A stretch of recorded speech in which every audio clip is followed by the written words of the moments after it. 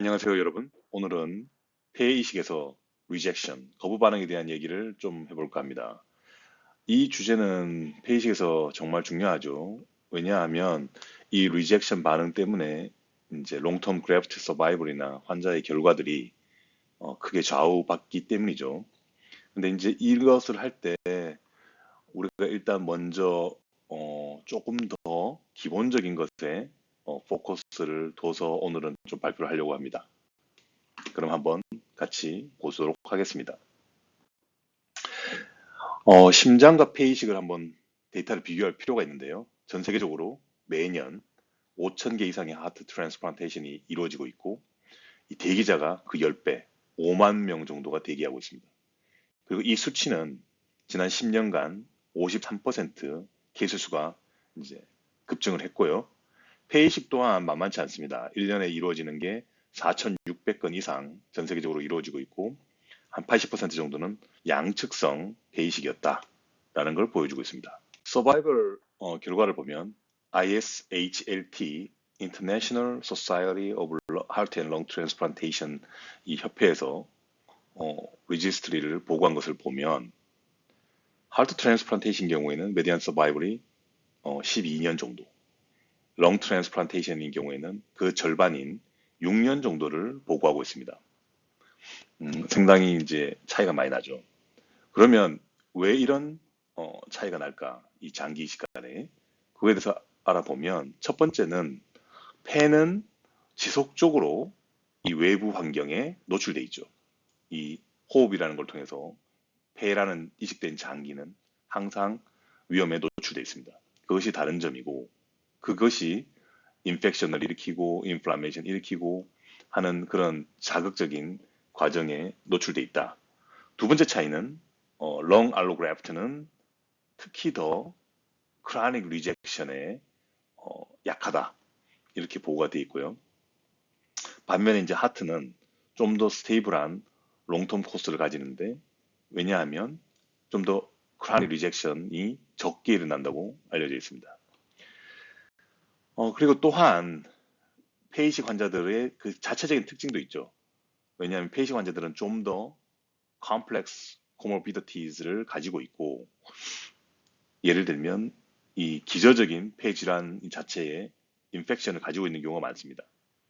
그리고 시스테믹 인플라메이션을 동반한 경우도 굉장히 많고요. 그런 것들이 다 임팩트 서바이벌에 영향을 끼치고 있습니다.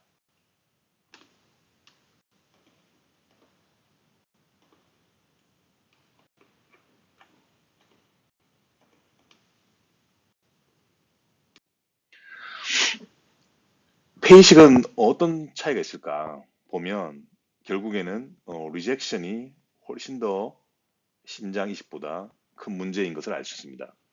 어큐트 리젝션이 1년 이내에 일어나는 어큐트 리젝션이 28%, 5년 이내에 클라드, 이게 chronic lung allograft dysfunction이라는 이제 용어인데 만성적으로 폐이식 환자에서 일어나는 기능 부전이 의미하는데 이것이 뭐 반드시 리젝션 때문이라고 말할 수는 없지만 어쨌든 이제 만성적으로 점차 폐 기능을 잃어가는 걸 뜻하는 거고요. 이게 5년 이내에 일어날 확률이 50%, 10년으로 보면 76%. 굉장히 높은 수치가 폐 이식에서 뭔가 일어나고 있다. 좋지 않은 결과들이 장기적으로 볼 때 일어나고 있는데 이것이 리젝션하고 연관이 많이 된다라고 보고 있습니다. DSA, Donor Specific Antibody라는 것, 도너, 공여자 폐에 특화되어 있는 항체를 의미하죠. 이 DSA라는 것이 이 폐이식에서 서바이벌에 영향을 끼치는 중요한 요인 중에 하나인데 왜냐하면 preformed DSA, 즉 폐이식 이전에 recipient, 수혜자가 이런 앞으로 이루어질 폐이식 공여자의 폐에 대한 항체를 이미 가지고 있었다면 그것은 폐이식 후에 일어나는 AMR, 이것은 Antibody Mediated Rejection, 항체로 인한 거부 반응을 일으킬 가능성이 높다고 알려져 있고 de novo DSA라는 것은 자, 폐이식 이전에는 없었던 항체이나 폐이식 후에 몸에 변화가 생겨서 그 이식된 폐에 대해서 공여받은 폐에 대해서 리시피언트가 면역 체계가 만들어내는 새로운 항체를 말합니다. 그런데 이것은 즉 폐이식 후에 생겨난 것이 되겠고 굉장히 도너 organ에 대해서 스페시픽하겠죠. 그러면 그것이 클라드, 만성적인 폐 기능 부정과 깊은 연관이 있다라고 알려져 있습니다. 이 그림은 키드니 트랜스플란테이션에서 연구된 것인데요. AMR free survival이 DSA 상태에 따라서 어떻게 다른가를 아주 잘 보여주는 그림입니다. 즉, 폐이식 받은 그 환자, 리시피언트에서 DSA가 없는 경우, 도너 스페시픽 안티바디가 없는 경우는 가장 좋은 리젝션 프리 서바이벌을 보여주고 있고 당연하겠죠. 두 번째로는 프리폼드 DSA가 있었는데 그것이 그래도 폐이식 후에 어떤 여러 가지 조치들로 인해서 클리어된 경우 그런 경우도 서바이벌이 괜찮습니다. 그런데 반면에 계속 persistent preformed DSA가 있는 환자들인 경우 그리고 de novo DSA 새로 만들어진 항체 도너 스페시픽 항체를 가지고 있는 경우에는 이 AMR Antibody Mediated Rejection Free Survival이 굉장히 떨어지는 것으로 나타나고 있습니다. 네, DSA의 존재 자체도 중요합니다. 하지만 DSA가 가지는 특징이 있으며 그 특징에 따라서 임상적인 역량은 더 달라질 수 있습니다. 첫 번째, 역가가 되겠습니다. 도너 스페시픽 안티바디의 역가가 타이터가 높을수록 어큐트 리젝션의 위험은 증가합니다. 이게 당연하겠죠. 두 번째, complement fixing ability, 즉 이 도너 스페시픽 안티바디라는 것이 이 보체, 컴플러먼트를 결합하는 그런 능력을 가지고 있을수록 티슈 인저리가 더 많이 일어나고 또 어큐트 이 안티바디 항체 연관성 리젝션이 일어날 가능성이 많아집니다. 즉 우리가 보통 도너 스페시픽 안티바디가 픽세이션 할 수 있는 컴플러먼트로는 C1q, C3d 같은 것들을 예로 들 수 있겠습니다. 그래서 이런 보체들을 컴플러먼트들을 결합하는 능력을 가지고 있는 항체이냐 아니냐 하는 특징을 조사해서 그것이 있다면 그것은 더욱더 리젝션의 위험을 높인다고 설명됩니다. 세 번째로는 persistence입니다. 이 도너 스페이스 안티바디가 뭐 수술 전에는 있었지만 수술하고 나서 클리어를 된다든지 그런 경우에는 아까 그래프에서 봤듯이 리젝션의 가능성을 좀 줄일 수 있겠죠. 하지만 계속된다.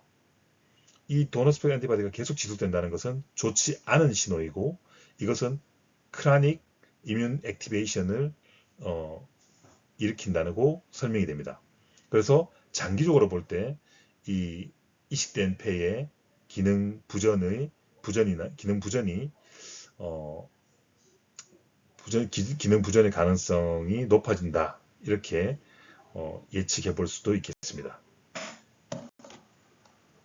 항체에 연관된 안티바디 미디에이티드 이펙터 메커니즘을 우리가 알아야 되는데 이 말은 뭐냐면 항체가 연관된 어떤 과정을 거쳐서 항체 항원 반응이 일어나는가. 첫 번째로 complement dependent cytotoxicity라는 것이 있고 이것은 보체가 중요한 역할을 하는 거죠.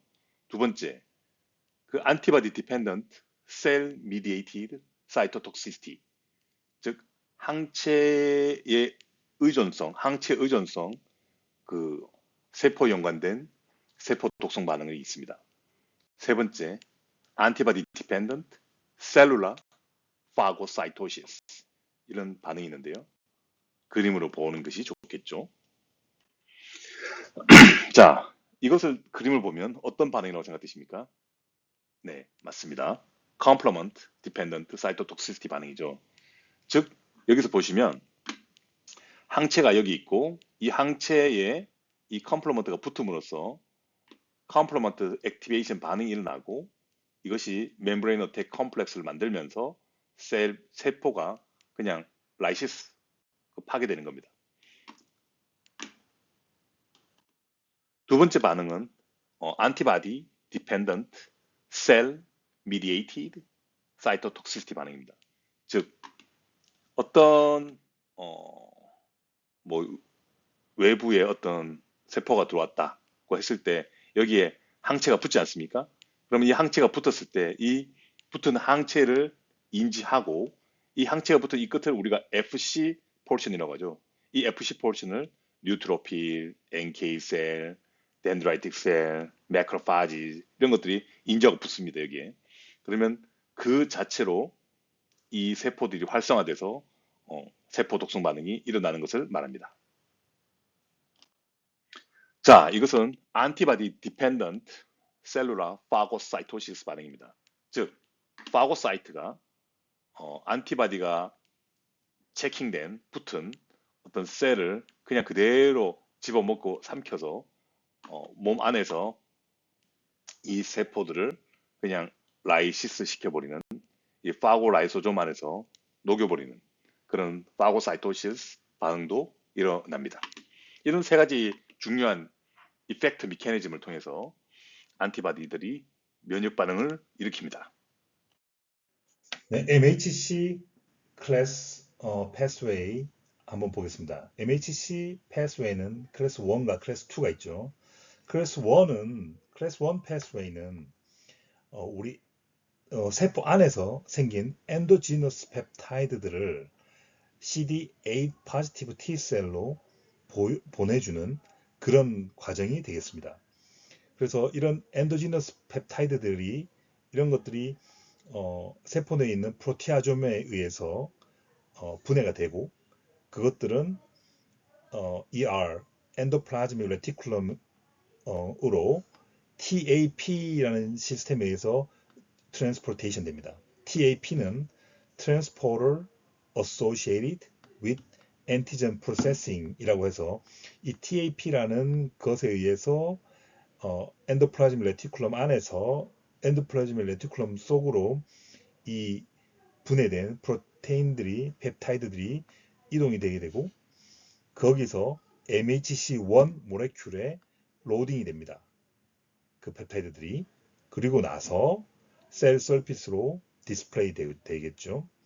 그럼 이런 엔도지너스 프로테인들 뭐 이런 것들은 자연적으로 세포 안에서 생긴 것일 수도 있고 또는 바이러스 인펙션 또는 캔서 셀 같은 그런 그 캔서에 의한 그런 결과로 만들어진 그런 엔도지너스 펩타이드일 수도 있습니다.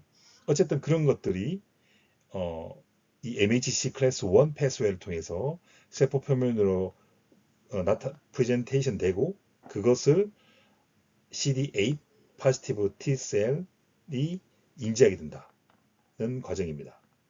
그리고 MHC 클래스 2 패스웨이는 약간 다른데 이것은 엑스트라셀룰라 세포 바깥에 있는 단백질로부터 유래된 펩타이드들을 세포 표면 처리해서 다시 CD4 T셀에게 보여주는 그 과정을 말하게 됩니다. 주로 이제 MHC 클래스 2를 표현할 수 있는 세포들은 안티젠 프레젠팅 셀이 되겠죠. 그래서 안티젠 프레젠팅 셀들은 이런 안티젠을 engulf라고 하죠. 집어삼킵니다. 그리고 그것을 엔도좀에서 분쇄시킨다고 해야 되나? 분쇄시키고 그것을 디그레이드 된 이 프로테인들을 결국에는 MHC2 모레큘에 그 펩타이드를 얹어갖고 이것은 세포 표면으로 디스플레이되고 그것을 CD4 T셀이 인지하게 되는 과정을 보여줍니다. MHC 클래스 1과 2의 구조에 대해서 보겠습니다. MHC 클래스 1은 알파 1과 알파 2 도메인에 의해서 구성된 좀 좁고 막혀있는 펩타이드 바인딩 그루브를 가지고 있고, 이 그루브가 이 펩타이드 바인딩 클래프트가 되겠습니다. 그리고 이제 CD8이 붙을 수 있는 알파 3 도메인을 가지고 있습니다. 그리고 베타 2 마이크로글로불린이 제 밑에 있는데, 그것은 스터빌라이징 시키는 구조물입니다. 그래서 이 구조물은 인트라셀룰라 펩타이드를 CD8 포지티브 T셀에 프레젠팅 할 수 있는 데 최적화되어 있다. 이게 이제 저렇게 내로 좁고 클로즈되어 있는 그 클래프트를 가지고 있다는 것은, 이제 아무래도 인트라셀룰라 펩타이드들은 좀 짧습니다. 길이가 좀 숄트하기 때문에 이런 구조물이 적당하고요. 그 다음에 MHC 클래스 2는 보면 이 펩타이드 바인딩 클래프트가 오픈되어 있죠. 오픈되고 널스 와이드합니다.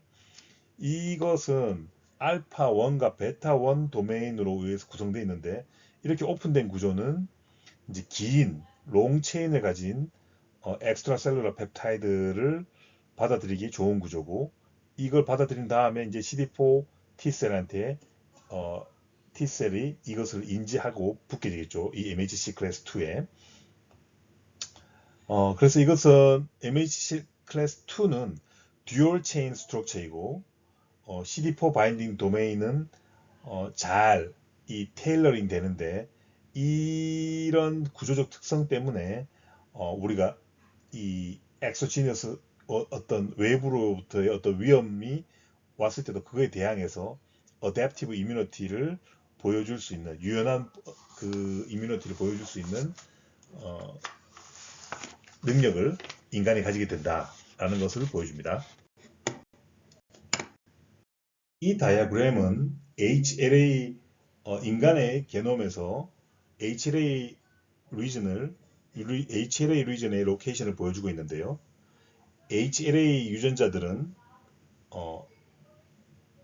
인간 염색 제6번의 숏암에 위치하고 있고, 아주 스페시픽하게 말하면 6p21.31 지점에 이 HLA 지역이 있습니다. 이 리전은 세 가지 메이저 파트 클래스로 나눠지는데, 클래스 1, 클래스 2, 클래스 3로 나눠질 수 있고, 클래스 1은 다시 그 안에서 HLA A, B, C로 나눠지고, 클래스 2는 DR, DQ, DP 영역으로 나눠집니다. 그리고 클래스 3는 이것은 면역 반응과 연관된 유전자들을 함유를 하고 있습니다만은 안티젠 프레젠테이션하고는 직접적으로 연관되지는 않습니다. 그래서 우리가 임상에서는 이제 이식에 관련돼서는 이식과 관련된 면역에서는 클래스 1과 클래스 2에 집중해서 말하게 되겠습니다. 어쨌든 이런 HLA 유전자들은 트랜스플란테이션 이뮤놀로지에서 매우 중요한 역할을 하고 있고, 왜냐하면 이 것들이 도너 스페시픽 안티바디의 주된 타깃이 되기 때문입니다. HLA 얼리르즈는 현재까지 41,003개가 아이덴티파이 됐습니다. 이것은 매우 다이버스한 숫자이고, 아주 중요한 역할을 트랜스플란테이션 이뮤놀로지에서 하고 있죠. 이 HLA 데이터베이스에 따르면 이렇게 많은 종류의 여러 가지 다양한 HLA 얼리르즈가 공식적으로 명명되었는데요. 이 얼리르즈가 뭐냐 하는 것부터 알아야 되겠죠. 이 얼리르즈라는 것은 어떤 스페시픽한 어떤 자리에서, 로쿠스에서, 어떤 스페시픽한 그 어떤 자리에서 어떤 같은 유전자의 다른 버전들을 우리가 얼릴즈라고 합니다. 그래서 이 HLA 지네틱스에서는 이 얼릴즈가 유전학적 다이버시티를 설명을 해주고, 이 유전학적 다양성이 결국에는 면역에 있어서의 우리 인간의 면역 저항성, 우리가 면역력에 대한 다양한 외부 침입에 대한 면역을 가진다는 것을 설명해 주고 있습니다. 이 슬라이드에서는 HLA 대립 유전자에서 사용되는 표준화된 이름 명명법을 설명을 하겠습니다. 우리가 각자 모든 사람마다 자기 자신의 고유의 이름이 있듯이 각각의 유전자들도 그 특징에 맞는 이름을 가지고 있습니다. 이것을 숫자와 문자를 이용해서 표현한 것인데요. 이 이름을 잘 해석할 수 있어야지 이 사람이 가지고 있는 이 HLA 유전자의 특성을 파악할 수 있겠죠. 자, 먼저 시작해 봅시다. HLA-A라는 것은 이제 이 이름은 A 유전자에 대해서 말하려고 하는구나.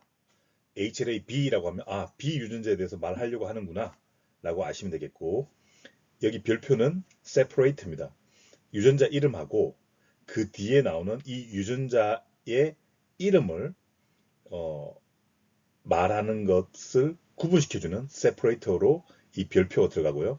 첫 번째 나오는 필드가 시롤로직 스페시피시티를 나타내는 것입니다. 자, 02라는 숫자는 뭘 의미할까요?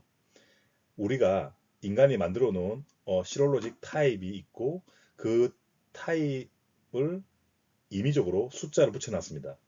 그러면 02라는 것은 2번 실험에 대해서 어떤 반응을 보이는 특징을 가지고 있다. 이렇게 이해하면 되겠죠. 그래서 이 유전자에 의해서 만들어지는 단백질, HLA 표현형이 단백질이 어떤 혈청과 만났을 때 반응을 보이는 특징을 표현하고 싶을 때 이제 이렇게 숫자를 이용하게 된 것이고요. 이것은 매우 큰 특징이죠. 예를 들어서 폐이식을 했다. 그러면 이 만약에 도너에 HLA 타입이 있을 텐데, 그것이 수혜자, 레시피언트의 혈청의 시름과 만났을 때 어떤 반응을 일으킬 것인가 하는 특징을 미리 좀 짐작해 볼 수 있는 그런 단서가 될 수 있는 것이죠. 그래서 02, 2번 실험에 대해서 반응을 보이는 것이다. 03, 그러면 3번 실험에 대해서 어떤 특징을 보이는 것이다. 이렇게 실험에 대한 반응, 스페시피시티를 나타내는 것이고, 두 번째 숫자 필드가, 이것은 프로테인 레벨에서의 차이를 보여주기 위해서 만든 것입니다. 단백질이라는 것은 아미노 애시드의 서열 순서가 결국 단백질이 되는 것이죠. 특정 단백질이 되는 것이죠. 그래서 이 아미노 애시드의 서열 순서가 같은 것이면 같은 숫자를 표현하게 되겠고, 이게 다르면 아미노 애시드의 서열이 다른 것이고, 그리고 표현되는 단백질이 결국엔 다른 것이죠. 다른 특징이겠죠. 그래서 두 번째 필드는 프로테인 레벨의 차이를 보여주기 위한 것이고, 세 번째 필드 01이라는 그 숫자는 시나니머스 서브스티튜션이라고 해서 같은 단백질, 자, 앞에 두 개가 만약 같다. 시로로직 스페시피티도 같고 프로테인 레벨에 보여지는 것도 똑같다면, 앞에 첫 번째 필드와 두 번째 필드의 숫자가 똑같은데 세 번째 필드만 다른 어떤 두 개의 유전자가 있다면, 이것이 의미하는 바는 단백질은 같으나 그 아미노애시드의 아미노애시드를 코딩하기 위한 뉴클레오타이드의 서열은 다를 수 있죠. 그래서 그 뉴클레오타이드의 서열이 다른 경우를 표현하기 위해 이 칸을 만든 것입니다. 자, 그 다음 네 번째. 이 네 번째 칸은 이것이 의미하는 것은 non-coding region을 의미하는 것이고, 우리가 보통 예를 들면 intron이라든지 untranslated region 같은 그런 부분들에 있어서의 특징을 나타내기 위해서 이 네 번째 칸이 있는 것이죠. 임상적으로는 사실 네 번째가 큰 의미가 없겠죠. 표현되는 형태하고는 관계가 없으니까요. 그 다음 마지막으로 숫자 n. 이 n이 뜻하는 것은 이것은 n이 될 수도 있고 어떤 경우에는 l이라고 될 수도 있고 여러 가지 다른 문자들이 있는데요. 예를 들면 n이라고 적혀 있다. 이것은 null allele이라고 해서 이것이 의미하는 것은 스탑 코돈일 때, 스탑 코돈이라서 단백질 표현이 되지 않는 유전자일 때 어떤 유전자 끝에 이 n을 붙이게 됩니다. 즉, 이 끝에 n이 붙어 있으면 이 유전자는 표현이 되지 않는 단백질이기 때문에 신경 쓸 필요가 없다라고 이제 이해하면 되겠습니다. 표현이 되지 않으니까 예를 들어서 이 유전자에 대해서 어떤 이식을 받는 수혜자가 이 유전자 형태에 대해서 안티바디를 항체를 가지고 있는데 만약 이 유전자에 N이 붙어 있다 그러면 발현되지 않는 거니까 발현되지 않는 거에 대해서는 걱정할 필요가 없겠죠. 어떤 면역 거부 반응은 걱정할 필요가 없겠죠. 그래서 그런 의미에서 뒤에 문자를 붙이게 됩니다. 자, 만약에 N이 아니고 L이다. L. 그러면 low expression. 표현되는 게 좀 낮다. 즉 그럴 때는 이제 low L이라는 걸 쓰고 그 다음에 S라고 만약에 이걸 붙이면 secreted only라고 해서 뭐 이제 또 다른 특징을 나타내고 C라고 하면 cytoplasmic only. 그 다음에 A라고 하면 aberrant expression. Q라고 하면 questionable expression. 이런 식으로 의미를 붙입니다. 자, 그래서 이런 수준의 어떤 이 HLA 유전자를 명명하는 것을 이제 이해하는 것은 이식이라는 분야에 있어서는 중요한 부분이고 우리가 도너 스페시픽 안티바디를 찾아내고 그 찾아낸 도너 스페시픽 안티바디가 어디를 어떤 특정한 HLA 변이에 대해서 반응하는지를 알아보는데 중요한 단서가 되겠죠. 자, 임상적으로는요. 우리가 이렇게 길게까지 다 풀로 시퀀싱을 하는 것은 대체로는 아닙니다. 왜냐하면 그것은 경제적으로 또 시간적으로 많은 비용이 소모되기 때문에 우리가 임상에서 실제 필요한 것은 첫 번째, 두 번째 칸 프로테인 레벨의 차이까지만 보여줘도 된다고 아시면 되겠습니다. 그래서 이제 다음으로 넘어가 보죠. 우리가 항상 궁금한 것이요. 도너의 HLA 타입을 어떻게 알까 하는 게 항상 궁금하죠. 우리는 이 도너에 의해서 표현되는 어떤 특정 대립 유전자를 찾아내기 위해서 PCR을 바탕으로 하는 여러 기술들을 이용해서 이 DNA 기초된 HLA 타이핑을 하고 있습니다. 즉, 이런 방법들을 씀으로써요. 이것들이 아주 정확한 virtual cross matching과 좀 더 나은 면역학적 리스크 어세스먼트를 가능하게 해줍니다. 임상적으로 아까도 말씀드렸다시피 풀로 HLA 시퀀싱을 하지 않습니다.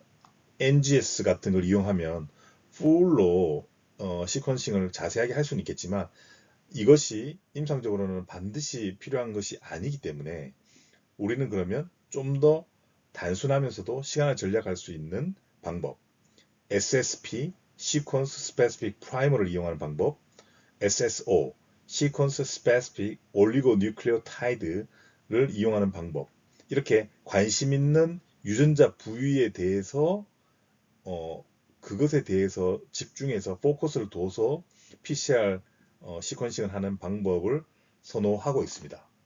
그것이 훨씬 더 코스트 이펙티브하고 빠르니까요. 자, 그래서 우리 또 다음으로 한번 봐줘.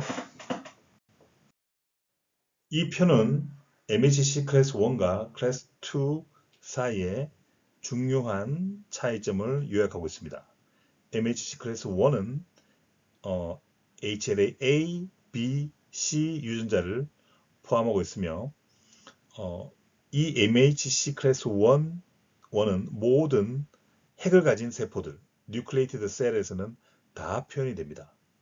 그리고 뭐 예를 들면 바이러스 펩타이드를 이제 그런 거 바이러스 펩타이드 같은 것들은 세포 내로 들어오기 때문에 이게 엔도지너스 엔티전으로서 프로세싱 되겠죠.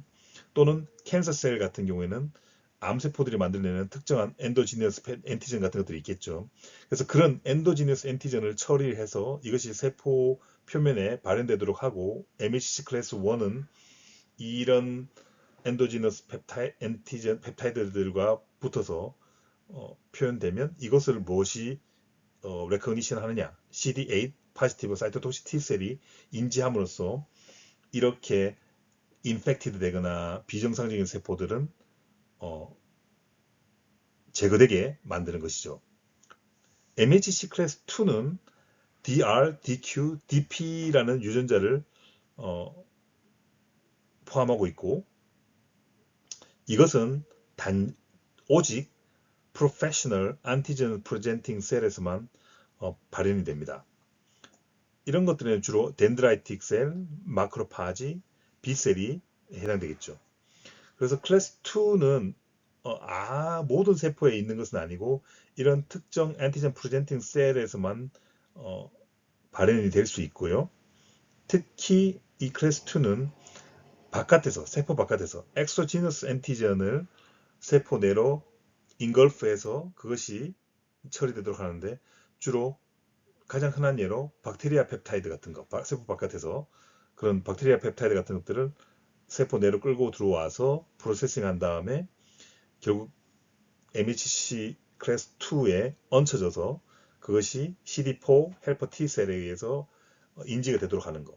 그럼 CD4 헬퍼 T셀에서 인지되면 뭐가 좋으냐? 결국 이뮨 리스폰스를 액티베이션 시키고 안티바디가 만들어지는 그런 과정을 거치게 됩니다. 그래서 안티바디를 만들고 이런 것들은 MHC 클래스 2와 연관되어 있다고 기억을 하시면 좋겠습니다. 도너 스페시픽 안티바디는 어떤 상황일 때 잘 만들어지나요? 라고 우리가 질문을 받을 수 있겠죠. 그렇다면 가장 강력한 환경은 이전에 organ transplantation을 받은 경우일 겁니다. 이거는 뭐 굉장히 많은 30에서 50% 정도의 이식받은 환자들에서는 도너 스페시픽 안티바디가 이미 만들어진다고 할 수 있겠고요.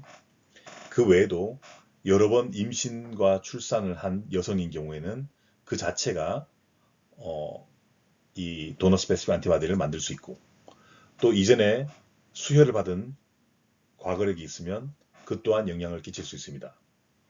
자, 이런 것들은 지금 말하는 것들은 이식 이전에 이미 만들어진 preformed 도너 스페시픽 안티바디가 형성되는 예들을 말한 것이고요. 우리가 그전에는 없었는데 도너 스페시픽 안티바디가 수술 전에는 없었는데 폐이식을 받고 나서 생기는 경우 그것을 de novo DSA라고 합니다. 즉 새로운 폐가 이식되고 나서 그것에 의해서 생긴 안티바디를 뜻하는 것이고 이런 것들이 생기면 이제 리젝션에 의한 그래프트의 서바이벌이 떨어지는 그런 것들과 연관된다고 알려져 있습니다.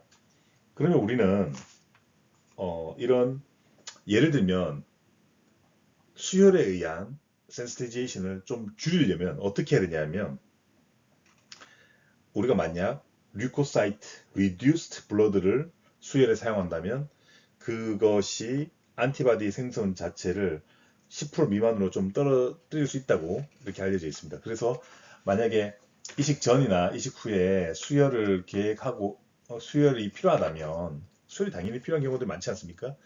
그렇다면 가능하면 류코 리듀스드 RBC 같은 걸 씀으로써 어쨌든 그 영향을, 항체 형성을 확률을 좀 낮추는 것이 도움이 되겠습니다.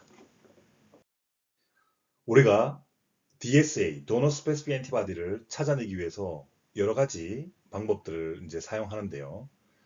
이식하기 전에 이미 어느 이런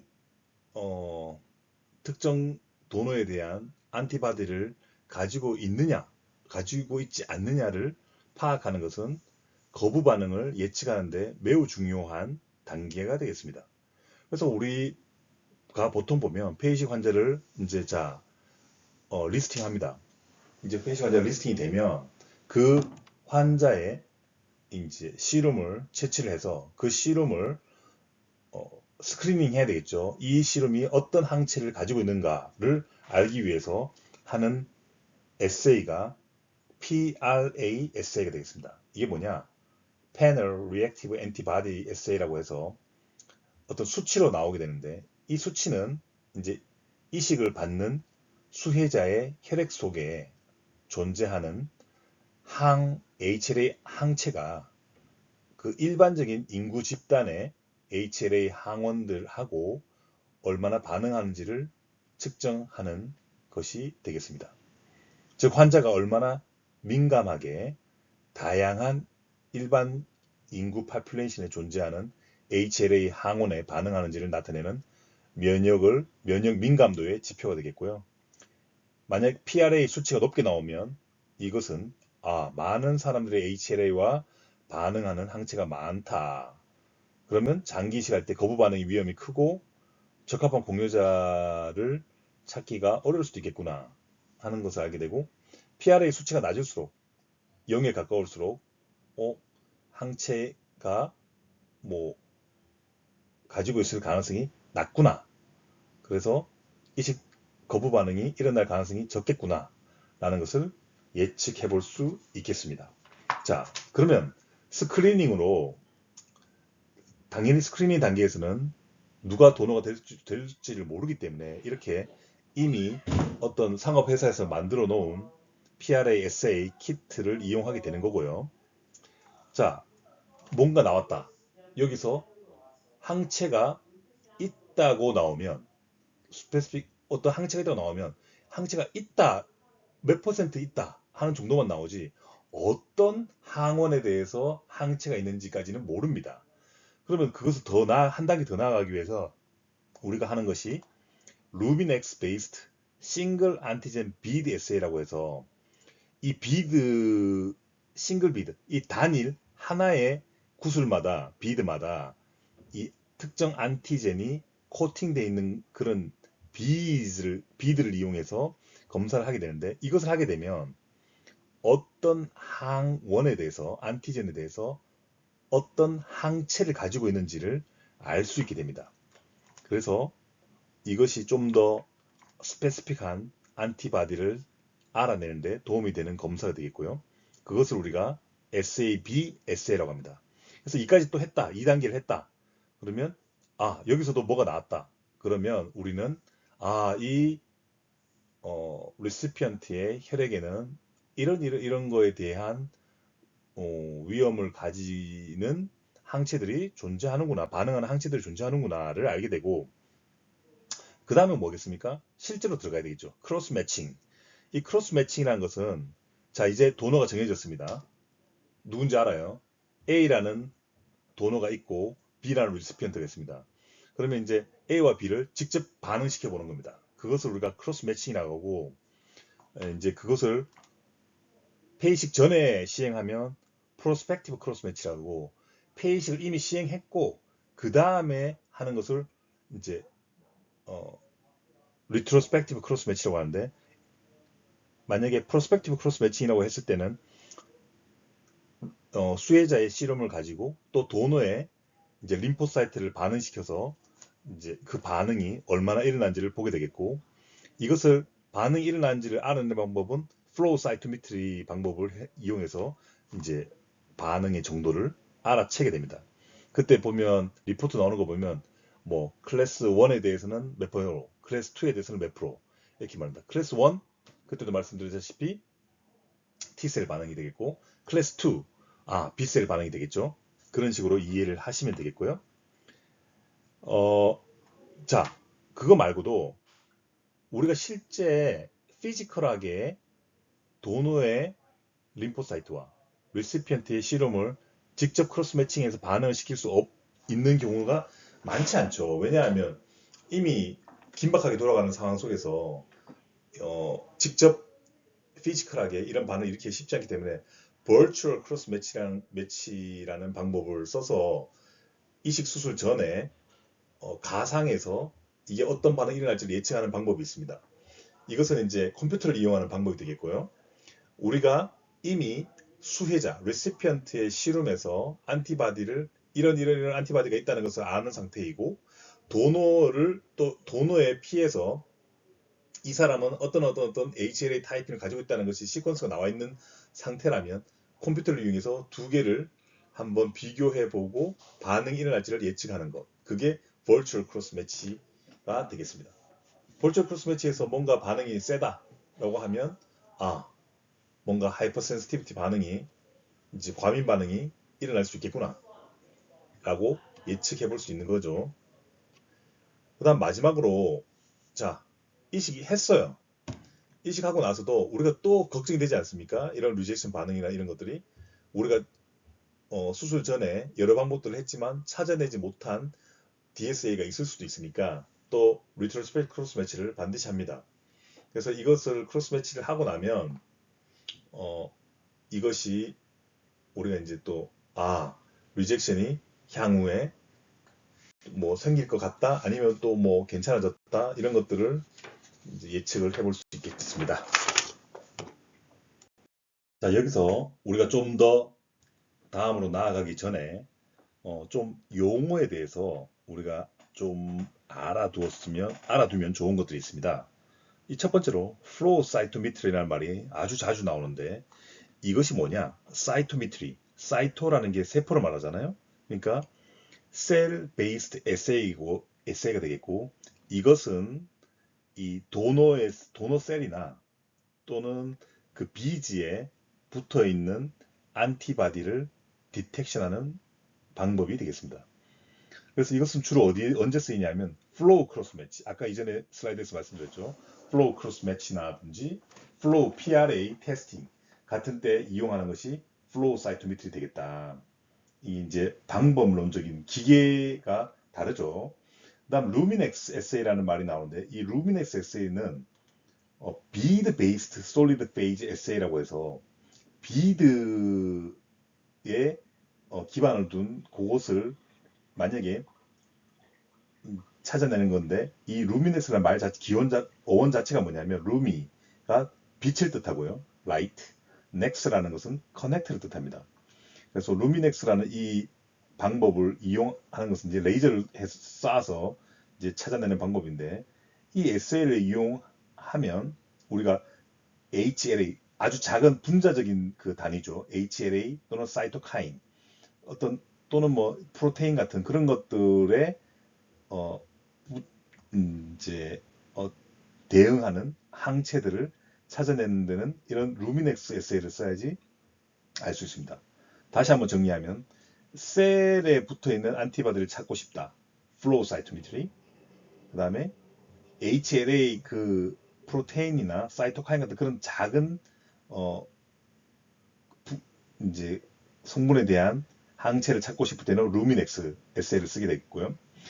MFI라는 것은 우리가 보통 mean 또는 median fluorescence index라고 해서 이것은 세미 퀀터테이티브 방법입니다. 즉 루미넥스 테스팅을 하게 되면 그 비드에 붙어 있는 안티바디가 얼마나 되는지를 이제 측정을 하는 단위가 되겠고 그 인덱스가 되겠고 그것을 이제 표현할 때 MFI라는 단위를 써서 얼마나 그 형광이 보이느냐 평균적으로 몇 개 뭐 어느 정도 보이냐 이런 거 할 때 우리가 MFI라는 단위를 써서 표현을 합니다. 이것은 이제 왜 세미 퀀터테이티브 매즈라고 하냐면 이것이 직접적으로 그 타이틀을 그 측정하는 것은 아니기 때문에 대충 항체의 어떤 인텐시티를 러프하게 암시한다. 요 정도로 생각하시면 되겠습니다. 그리고 중요한 개념이 있습니다. HLA 안티바디가 있다고 해서 이것이 곧 도너 스페시픽 안티바디가 있다는 말은 아닙니다. 즉 HLA 안티바디라는 것은 어떤 HLA 엔티전에 대한 항체가 있다는 것일 뿐이고, 이것은 그냥 이전에 받은 수혈이라든지 임신이라든지 이런 것들에서 사람이 가지고 있을 수 있는 거고요. 실제로 우리가 관심 있는 것은 뭐냐 하면 어떤 폐를 받았을 때, 이식을 받았을 때 그 이식된 올관에 직접적으로 반응하는 도너 스페시픽 안티바디가 있느냐 없느냐 하는 것이 더 중요한 문제가 되겠죠. 그래서 모든 HLA 안티바디가 도너 스페시픽 안티바디는 아니고, HLA 안티바디 중에는 일부가 어떤 도너 스페시픽 안티바디가 될 수도 있는 것들이 포함되어 있다. 그리고 이것은 앞으로 향후 리젝션 리스크와 가장 관련이 많이 되는 안티바디가 되겠다. 이렇게 아시면 되겠습니다. 자, 이번 그림에서 보여주는 것은 이 루미넥스 싱글 엔티젠 비즈 에세이, 우리가 SAB라고 하는 이 에세이가 의 원리를 보여줍니다. 이 각각의 비드는 하나의 싱글 안티젠, 즉 이제 좀 알려져 있는 거죠. 이미 알려져 있는 HLA 단일 엔티젠을 그 표면에 코팅이 되어 있습니다. 그래서 여기에 리시피언트의 시rum을 첨가해주고 반응을 시켜주면, 만약에 안티-HLA 안티바디가 존재한다면 이 안티바디와 이 안티젠 비드는 반응을 해서 붙게 되고, 거기에다가 이 붙어 있는 것을 디텍션 하려면 우리가 형광이 필요합니다. 여기에다가 형광을 띠는 안티 휴먼 이뮤노글로빈 G 안티바디를 넣어주게 되면 이 비드하고 안티바디가 붙어 있는 데다가 그 안티바디에 다시 이 형광을 띠는 안티바디가 붙음으로 인해서 그 다음에 루미넥스 기계를 이용해서 이 플로레센스를 찾아내게 되고, 그것이 표현되는 인텐시티에 따라서 우리가 항체가 존재한다, 그 강도는 어느 정도다 라는 것을 말할 수 있게 됩니다. 이 싱글 엔티젠 비드 방법의 장점과 단점을 보면, 장점은요, 아주 예민하죠. 그리고 아주 특징적입니다. 그리고 이것은 퀀터테이티브 데이터를 이제 제시할 수 있고, 플로우 사이토메트리는 우리가 셀이 필요하죠. 이제 라이브 셀을 이용하는 크로스 매칭해서 하는 그런 거라면, 이 루미넥스 싱글 엔티젠 비드 같은 경우에는 그냥 이미 상업적으로 만들어져 있는 비드를 이용하는 거니까 라이브 셀에 의존하지 않는다는 거, 그 다음에 표준화되어 있다는 거, 자동화된 방법으로서 에세이가 좀 쉽다. 그리고 한 번에 이제 대량으로 많은 수에 대한 스크린 처리가 가능하기 때문에 루틴 스크리닝용으로도 적합하다. 시간을 단축할 수 있다. 여러 명의 샘플을 한 번에 처리할 수 있다. 이게 장점이 되겠고, 단점으로는 만약에 MFI 인덱스가 좀 낮게 나오면 이것이 펄스 파지티브를 뜻하지는 않는지 어떤 이런 기준을 잡는 것이 조금 애매한 부분이 있을 수 있다. 그리고 이것이 직접적으로 도너와 리시피언트의 반응을 보는 것이 아니기 때문에 펑셔널 에세이가 아니라는 것이 단점이겠고, 또 이제 검사실 간의 어떤 차이가 실험 방법이나 처리하는 사람의 능숙도에 따라서 이 결과가 달라질 수 있다는 것이 단점이 되겠습니다. 우리 기관에서 도너 스페시픽 안티바디를 탐지할 때 사용하는 단계별 접근법을 설명드리겠습니다. 우선 1차 스크리닝 검사로는 HLA 클래스 1 및 2 항체의 존재를 확인하기 위해서 Flow Multiplex Screening Bead Assay를 사용합니다. 이건 말 그대로 이 검사는 형광 코드가 부착된 다양한 종류의 멀티플렉스 마이크로 비드와 리시피언트의 시rum을 반응시켜서 결국 플로우 사이토메트리를 활용하여 검출해내는 방법으로서 이를 통해 한 번에 여러 명의 환자들에 대한 동일한 검사를 할 수 있으며 비교적 민감한 스크리닝이 가능합니다. 이 단계에서는 전반적인 anti-HLA 항체를 탐지하지만 아직 이것이 도너 스페시픽 항체인지는 확인되지 않습니다. 이 스크리닝에서 양성이 나오면 싱글 안티젠 비드, SAB, SA로 진행하여 정확한 항체 종류를 확인하고 도너 스페시픽 항체인지 여부를 확정하게 됩니다. 이 리포트 형식은 실제 본원에서 사용하고 있는 리포트로서 PRA, Panel Reactive Antibody Test는 폐이식 환자가 웨이팅 리스트에 등록되기 전 스크리닝 검사로서 시행되고 있으며 한 번만 하는 것이 아니라 여기 테스트 날짜가 여러 개 보이듯이 최소한 2번, 3번에 걸쳐서 이 PRA 테스트를 통해서 수혜자가 다양한 공여자 HLA 타입에 얼마나 광범위하게 반응하는지를 나타내는 실험실 기반의 추정치입니다. 그래서 PRA 퍼센테이지는 검사 패널에 포함된 비드 중 수혜자의 혈청이 반응을 한 비드의 백분율을 의미합니다. PRA 결과는 일반적으로 다음과 같이 구분됩니다. PRA 결과를 클래스 1 PRA, 클래스 2 PRA 이렇게 나누죠. 그래서 클래스 1에 대한 항체가 있다라고 하는 것은 HLA A 또는 B 또는 C에 대한 항체가 있다는 것이고 클래스 2에 대한 반응이 있다는 것은 HLA DR, DQ, DP 유전자에 대한 항체가 있다는 것을 의미하죠. PRA 수치가 높을수록 감작, 센서티제이션이 심함을 의미합니다.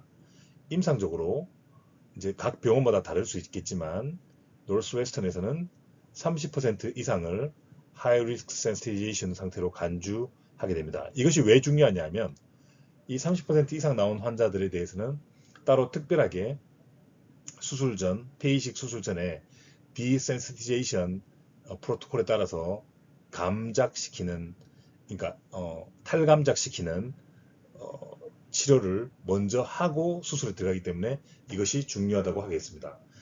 이 리포트에 보면 지금 현재 PRA가 클래스 1에 대해서는 61%, 클래스 2에 대해서는 63%죠. 이것이 의미하는 것은 이 사람은 very highly sensitization 되어 있는 상태다 라는 것을 알 수 있습니다. 즉 거부 반응이 예상이 될 수 있는 거죠. 혹시 여기에서 보이는 CPRA라는 것을 보신 적이 있나요? CPRA에 대해서 말씀을 드리면 CPRA는 Calculated Panel Reactive Antibody의 약자이고 이 CPRA, 계산된 PRA는 실제 임상에서 좀 더 연관이 되어지는 지표가 되겠습니다. 그래서 이 수혜자의 HLA 항체 프로파일과 우노스, 미국에 있는 그 우노스 일반 인구 데이터를 기반으로 해요. 전체 공여자 중 수혜자와 면역학적으로 부적합할 가능성이 있는 공여자의 비율을 나타냅니다. 즉 CPRA 수치가 높을수록 센시티제이션 정도가 심하고 적합한 공유자를 찾을 확률은 낮아진다는 의미가 되겠죠. 만약에 CPRA 96%다 라는 말은 이 사람은, 이 수혜자는 어떤 공여자의 풀이 있으면 그 공여자의 풀 중에서 96%는 이 수혜자하고 맞지 않을 가능성이 있으며 오직 한 4% 정도의 공유자만이 이 수혜자와 매치될 가능성이 있다. 확률적으로 그것을 말해줍니다.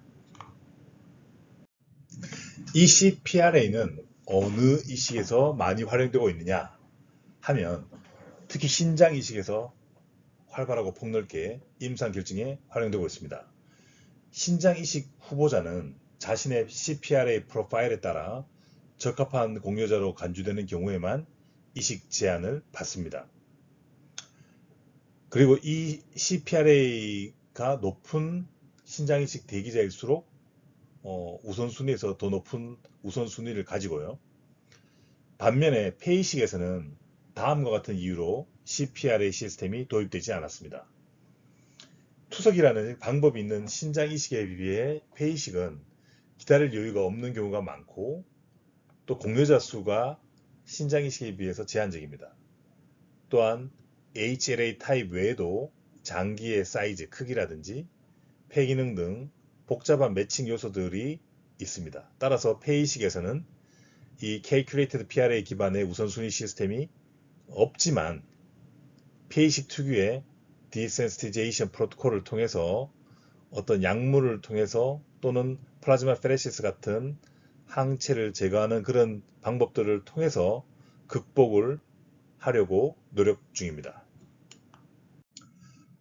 Virtual Cross Match 이 방법은 실제 교차 시험 크로스 매칭 없이 컴퓨터 기반으로 교차 반응 여부를 예측하는 방법입니다.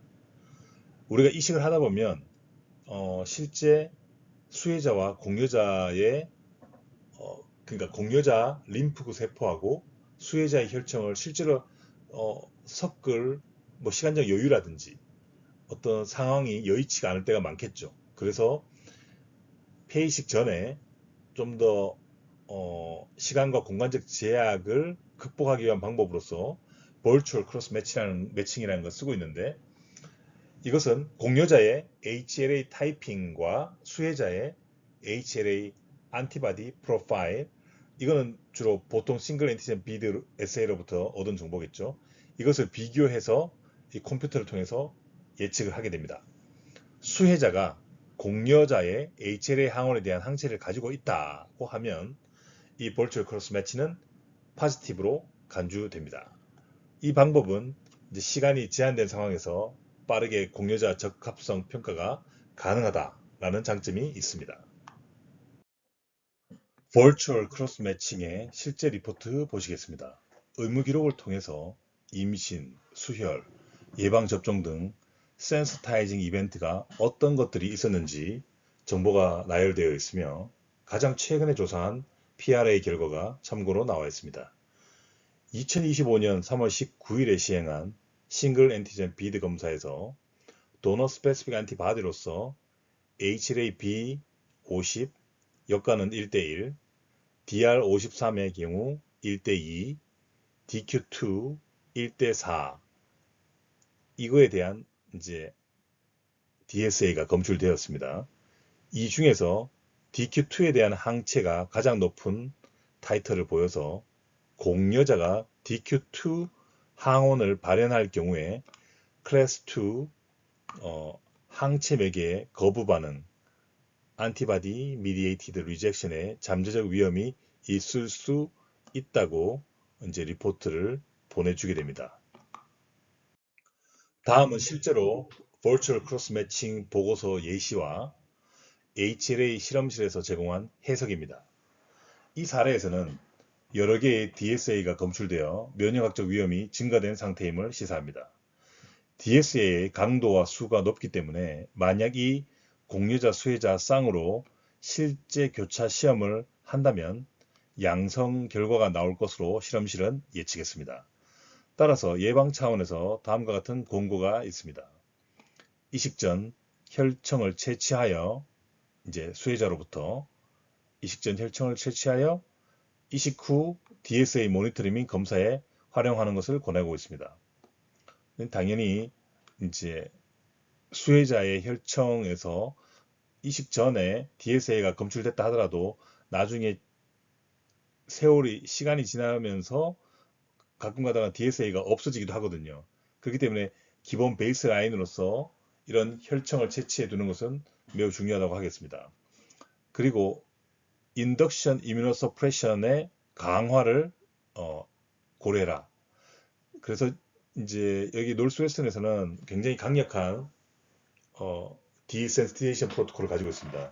간단하게 말씀드리면 수술 전에 플라즈마 페레시스와 에쿠리주맙 같은 강력한 방법을 써서 리젝션, 어큐트 리젝션이 일어날 가능성에 대해서 대비하고 있고, 이 시간 후에도 일정 기간 동안 이 방법들을 지속을 하게 됩니다. 그리고 또한 이 시기 실제로 시행됐을 경우에는 이 HLA 실험실에 반드시 통보해 줄 것을 요청하고 있는데, 이는 리트로스펙티브 크로스 매칭을 시행하기 위함입니다. 즉, 이 시기 이루어지고 나서, 그리고 나서도 또 리트로스펙티브하게 크로스 매칭을 해서 실제로 반응을 시켜보는 것이죠. 그래서 어느 정도의 반응이 일어나는지를 알아야 될 필요가 있습니다. 이 슬라이드는 플로우 사이토메트리 크로스 매칭에 대한 요약입니다. 플로우 사이토메트리 크로스 매칭에서는 T세포와 B세포를 각각 독립적으로 구분하며 CD3는 T세포, CD19는 B세포를 구분하는 표지자로 사용됩니다. 이를 통해 각 세포 집단에 대한 항체 결합을 개별적으로 나누어서 분석할 수 있으며 클래스 1 DSA와 클래스 2 DSA 반응성을 구분하는 데 이것이 도움이 됩니다. 플로우 사이토메트리 크로스 매칭은 실제로 수혜자의 항체가 공여자의 림프구에 결합하는지를 탐지하는 기능적 펑셔널 에세이입니다. 전통적인 Complement Dependent Cytotoxicity 크로스 매칭과 비교할 때 민감도, sensitivity가 더 높다는 장점이 있습니다. 이제 하지만 이런 플로우 사이토메트리 크로스 매칭은 제한점도 있겠죠. 가장 큰 단점으로는 살아있는 공여자의 림프구가 필요하고, 이것이 항상 확보되기는 어렵습니다. 그 다음 또 처리량이 낮아서 대규모 스크리닝에는 적합하지 않고요. 그 다음 T세포와 B세포 모두에서 반응성이 있을 경우에는 해석이 복잡할 수 있습니다. 이 플로우 사이토메트리 크로스 매칭은 민감하고 유용한 검사이지만 해석은 매우 어려울 수 있습니다. 그 이유를 설명드리자면, 첫 번째로 불분명한 신호 강도가 되겠죠. 이 형광 신호가 명확히 양성, 명확히 음성도 아닌 그 회색지대에 위치할 때가 있습니다. 그럴 때는 좀 판독이 어렵고, 배경 잡음, 백그라운드 노이즈가 있어서 비특이적인 결합이나 형광 백그라운드가 정확한 측정에 방해될 수 있습니다.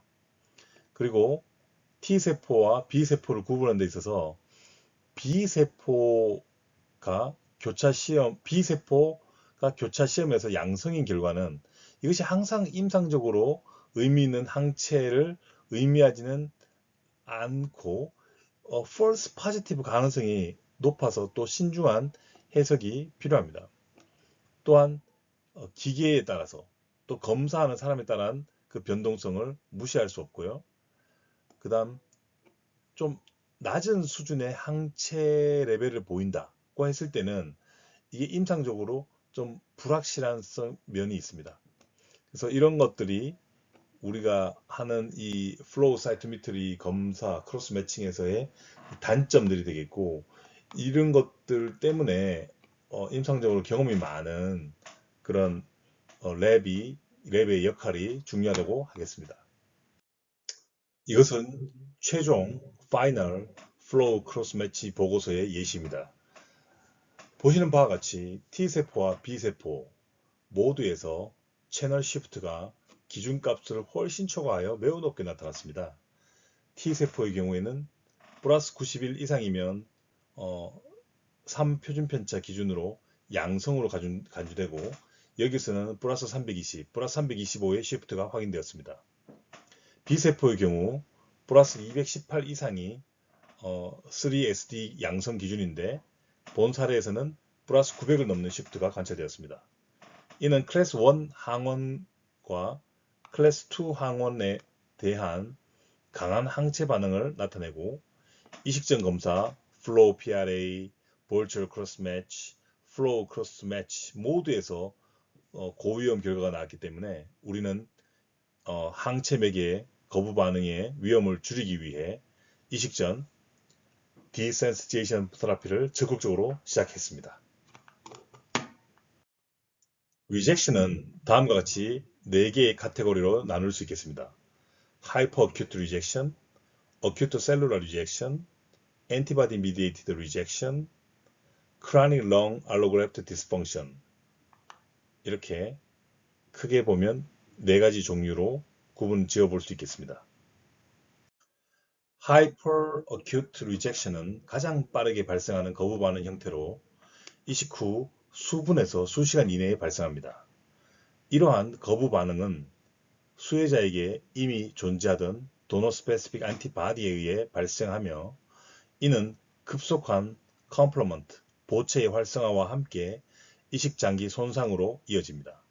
하지만 현대의 정밀한 교차 시험 기술들 덕분에 하이퍼어큐트 리젝션은 현재 매우 드문 합병증이 되었습니다.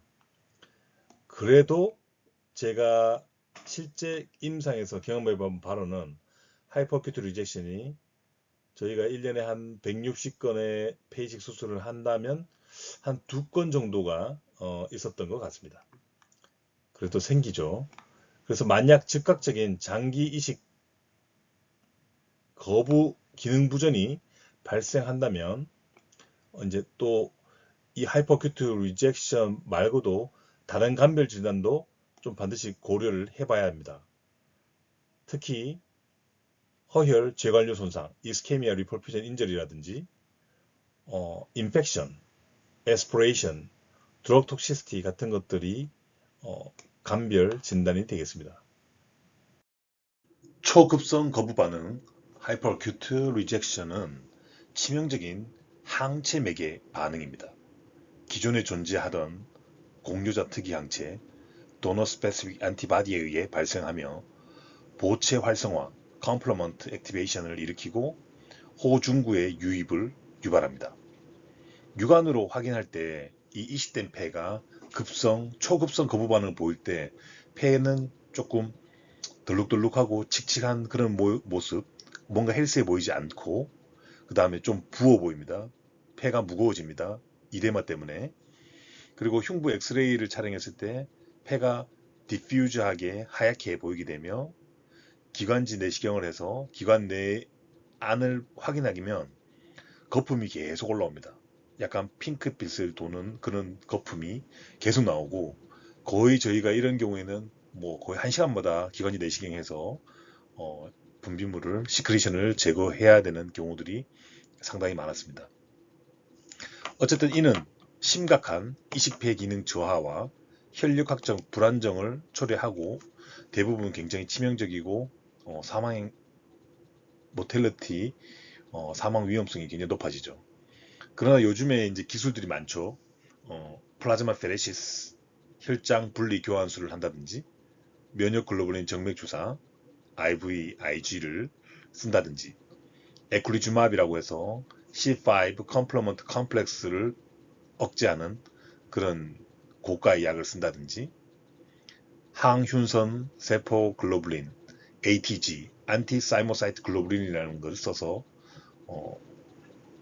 면역을 억제하기도 하고 펄스 스테로이드 테라피 메칠프레든디솔론을 고용량으로 써서 뭐 1g을 3일 동안 연속으로 주는 그런 펄스 스테로이드 테라피를 하는 등 공격적으로 디센시티제이션 치료를 해서 좋은 결과를 얻기도 합니다. 그리고 요즘에는 혈력학적으로 불안정하면 바로 에크모라는 기계를 넣어버리면 일단 환자분 상태는 어느 정도 안정화시킬 수 있기 때문에 굉장히 생존율이 높아지고 있죠. 그래서 이 초반에 이런 이미 프리폼드 엔티바디에 의한 이런 공격을 이런 여러 가지 치료 방법들로 해서 제거하고 디센시티제이션 시킴으로 없애고 안티바디들을 없앰으로 작업을 통해서 그 시기만 넘어가면 그 다음에는 좋아지는 경우들을 볼 수 있어서 이런 초반 치료를 얼마나 잘하느냐에 따라서 환자의 생존의 굉장히 큰 영향을 끼칠 수 있다. 이렇게 저는 느끼고 있습니다. 어쨌든 치료보다는 예방이죠. 그래서 공여자와 수요자 간의 정밀한 매칭을 통한 예방이 최선의 전략이고, 저희 병원에서도 항상 이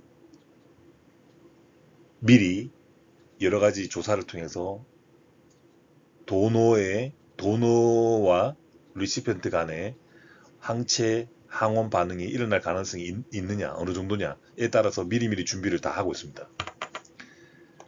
어쨌든 제가 지금 일하고 있는 한 1년 반 동안 이 초급성 거부 반응 경험한 환자들이 몇 명 있었는데 대부분 다 치료를 잘 받고 회복에서 퇴원했습니다. 돌아가신 분은 이제 작년에 없었는데요.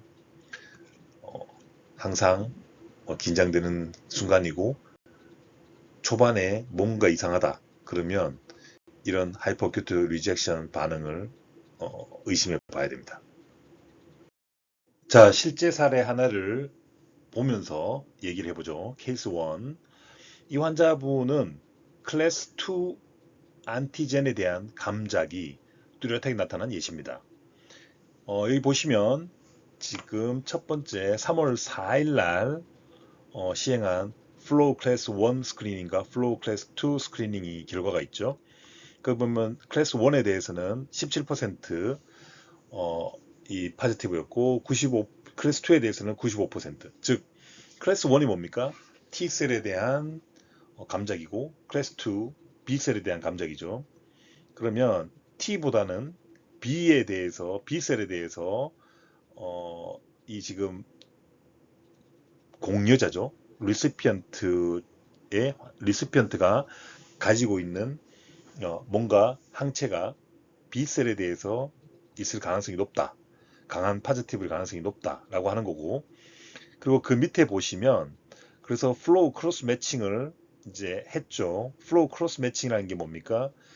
자, 스크리닝은 패널 리액티브 안티바디, PRA, 패널 리액티브 안티바디라는 만들어진 어떤 상품으로 만들어진 그걸 이용해서 그 리시피언트의 혈청에 항체가 있는지를 조사하는 거고, 그다음에 크로스 매칭은 뭡니까? 도너의, 그러니까 리시피언트의 시룸 혈청과 그다음에 도너의 혈액에서 뽑아낸 림포사이트 간의 반응을 시키는 것이 크로스 매칭이죠. 그래서 이렇게 크로스 매칭을 해봤더니 직접적으로 해봤더니 T셀에 대해서 네거티브, 3월 4일자 T셀 네거티브, B셀 포지티브 나왔죠. 이것은 스크리닝 PRA 결과와 일치합니다. 그 다음에 2월 19일, 그러니까 이건 피를 이제 여러 차례에 걸쳐서 우리가 이런 테스트들을 합니다. 그 블러드 샘플을 뽑은 날짜를 기준으로 해서 적혀 있는 거고요. 2월 19일 날 뽑은 혈액 샘플로 했을 때는 T셀도 포지티브였고 B셀도 포지티브였습니다. 자, 그리고 2월 19일 샘플에서 어쨌든 이 사람은 스크리닝에서 고위험 하이 리스크 환자였기 때문에 SAB가 뭐라고 했죠? 싱글 안티젠 비드라고 했죠. 단일 항원이 발려져 있는 비드를 이용해서 우리가 루미넥스 검사를 한다고 했죠. 그 루미넥스 검사를 통해서 뭘 알아냅니까? 도너 스페시픽 안티바디, 그러니까 HLA 안티바디가 어떤 것이 있는가를 알아내는 거죠. 그래서 이렇게 했더니 특정 지을 수 있는 게 뭐가 나왔냐? 강하게 나온 것이 HLA DR11, DR15에 대해서 뭔가 강한 반응이 나왔습니다. 항체가 있다는 거죠. 도너 스페시픽 안티바디가 있다고 나왔습니다. 자, DR은 클래스 1입니까? 2입니까? 클래스 2죠. 클래스 1은 ABC, 클래스 2는 DP, DR, DQ. 그래서 DR이니까 B셀에 대해서 역시 항체 도너 스페이스 안티바디를 가지고 있었구나. 맞아 떨어지죠, 이야기가. 그 다음에 위크하게 반응이 나온 게 HLA A1. A1 뭡니까? 클래스 1이죠. 클래스 1은 뭡니까? T셀이죠. 아까도 T셀은 약간 있는 듯 없는 듯 했잖아요. 없다고 나올 때도 있고 있다고 나올 때도 있고 약하다는 겁니다. 자, 그래서 우리가 이렇게 결과들을 분석하다 보면 재밌게 이게 여러 번의 검사를 하는 것이 이 아구가 맞아 떨어진다는 것을 알 수 있습니다. 재밌습니다. 자, 이 케이스 1 환자가 아까 보셨다시피 클래스 2 B셀에 대한 하이 리스크라고 했죠. 이 환자 수술하고 나서 양측 폐 이식을 했는데 우측 폐에 발생한 초급성 하이퍼큐트 리젝션 반응이 보였습니다. 그 진행 과정을 보여주고 있고요. 엑스레이를 해서 이 증례는 특별히 제가 이 증례를 꼽은 이유는 초급성 거부 반응이 양쪽이 아니라 일측성 한쪽만으로도 나타날 수 있음을 보여주고 있습니다. 그래서 저희 팀에서도 굉장히 그렇게 흔하지는 않은 케이스인데 보통 양측으로 오는데 이런 이 분의 경우에는 우측에만 양측 이식을 했음에도 불구하고 우측에만 왔던 그런 경험을 공유하고 싶네요. 그래서 수술 직후부터 그 다음 수술 다음날 POD1 아침까지도 사진이 안 좋았습니다. 저희는 뭐 바로 이제 디센시제이션 시작했죠. 혈장 분리 교환술, 플라즈마 페레시스 하고 에쿨리주맙 가장 비싼 약 중에 하나죠. 에클루즈맙 스타트 당연히 했고요. 폴스 스테로이드 세라피 메칠프레드니솔론으로 1g씩 시작했고 공격적으로 이런 디센시에이션 치료를 하고 나서 수술 POD1 오후부터 지금 영상학적으로 엑스레이에서 호전이 관찰되기 시작합니다. 그래서 사진을 보면 엑스레이에서는 수술한 지 이틀 때 좀 나아지고 6일째 되면 많이 좋아진 걸 볼 수 있습니다. 이번 사례는 케이스 2, 과거에 수혈과 다수의 임신 병력이 있는 환자입니다. 이 두 가지 모두 잘 알려진 감작 유발 요인입니다. 하이 리스크죠. 2025년 3월 1일에 시행한 플로우 PRA 스크리닝 검사에서는 클래스 1 항원에 대한 반응도가 75%로 나타나서 기존에 형성된 anti-HLA 클래스 1 항체의 존재를 시사했습니다. 반면 클래스 2 항원에 대한 반응도는 0%였습니다. 이런 스크리닝 결과를 얻게 되면 그 다음에 뭘 해야 됩니까? 도너가 생겼을 때 그 도너하고 직접 크로스 매칭은 하기 힘드니까 보통 이 결과를 바탕으로 우리가 공여자하고의 적합성을 평가하기 위해서 virtual로 그러니까 컴퓨터 상에서 한번 매칭을 비교를 해보는 겁니다. 그것을 virtual 크로스 매칭이라고 하죠. 그것을 시행했습니다. 2025년 3월 1일에 시행한 루미넥스 싱글 안티젠 비드 검사에서 자 SAB 검사를 하면 뭘 알 수 있다고요? HLA 타입을 어떤 HLA 타입에 대한 항체를 가지고 있는가 하는 것을 스페시픽하게 알 수 있다 그랬죠. 이걸 검사를 통해서 HLA 클래스 1 엔티바디는 그 좀 다양한 항원 특이성을 보였고 민 플로레센스 인덱스 강도도 좀 다양하게 나타났습니다. 일부는 강한 반응, HLA-B 81, HLA-B 82 이런 등등에 대해서는 좀 강한 반응, 또 일부는 중등도에서 좀 약한 수준이었습니다. 그러나 이러한 항체 중 어떤 것도 공여자, 도너의 HLA 항원에 대한 항체는 아니었습니다. 즉 공여자의 HLA-A2, B8, B27에 대한 도너 스페시픽 안티바디는 검출되지 않았습니다. 그리고 또 클래스 2 항체는 전혀 검출되지 않았고요. 이에 따라서 자, 볼추얼 크로스 매치 검사는 네거티브, 음성으로 최종 결론 간주되었지만 우리가 아까 클래스 1 플로우 스크리닝 검사에서는 PRA 스크리닝 검사에서는 클래스 1 반응도가 75%로 매우 높게 나왔기 때문에 지금 저희 병원에서는 이게 30%가 넘으면 양성으로 간주해서 디센시티제이션 프로토콜이라는 것을 시작합니다. 수술 전부터. 그렇기 때문에 탈감작 프로토콜을 시행을 미리 하게 되었습니다. 자, 이는 케이스 2의 최종 플로우 크로스 매치 보고서입니다. 최종이라는 말은 이식 이미 했고 이 시간 다음에 우리가 환자의 몸에서 혈액을 뽑아서 이제 도너 스페시픽 DSA, 도너 스페시픽 엔티바디가 있는지를 확인하는 작업이 되겠습니다. 자, 버추얼 크로스 매치에서는 아까 DSA가 없다고 판단했죠. 그러나 실제로 시행된 후향적 리트로스펙티브 플로우 크로스 매치에서는 T세포와 B세포 모두에서 의미 있는 형광 강도 변화가 관찰되었습니다. 자, 2025년 3월 1일 1대1 희석 조건에서 T세포의 채널 시프트가 플러스 471, B세포는 플러스 1397로 측정되었습니다. 더 높은 희석 조건 1대2, 1대8.